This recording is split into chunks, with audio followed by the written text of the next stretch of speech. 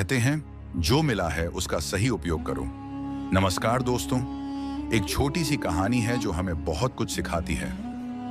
एक बार की बात है, एक बुद्धिमान राजा था। वह हमेशा अपने दरबार में नई नई शिक्षाएं दिया करता था।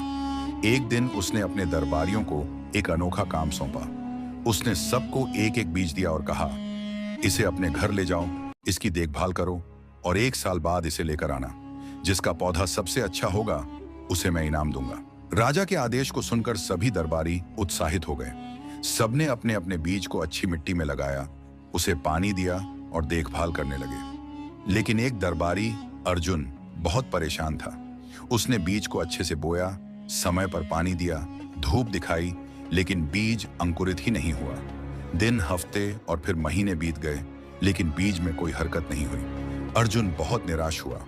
वह रोज अपने गमले की देखभाल करता रहा, भले ही उसमें कुछ नहीं उगा था।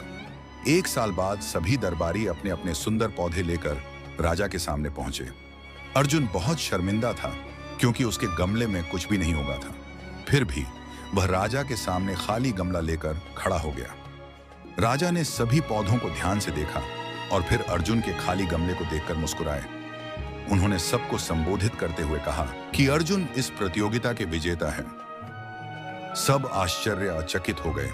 फिर राजा ने बताया, तुम सबको जो बीज मैंने दिया था वह पहले ही उबाला हुआ था, जिससे उसमें जीवन नहीं बचा था। इसका मतलब यह है कि कोई भी बीज अंकुरित नहीं हो सकता था। लेकिन तुम सबने अपनी चालाकी से नए बीज बो दिए और झूठ बोलकर खुद को विजेता साबित करना चाहा। फिर राजा ने अर्जुन की ओर इशारा करते हुए कहा, लेकिन अर्जुन अकेला व्यक्ति है जिसने ईमानदारी से अपना गमला लाकर मुझे दिखाया। यही सच्ची निष्ठा और ईमानदारी की पहचान है। इसलिए असली विजेता अर्जुन है। सीख, हमारे जीवन में कई बार ऐसी परिस्थितियां आती हैं जहां हमें कठिनाइयों का सामना करना पड़ता है, लेकिन सच्ची सफलता केवल मेहनत और ईमानदारी से मिलती है, न कि धोखे से। अगर आप सच्चाई के रास्ते पर चलते हैं तो देर से ही सही, लेकिन जीत आपकी ही होगी। धन्यवाद। कहानी अच्छी लगी है तो वीडियो को लाइक करें और चैनल को सब्सक्राइब करें।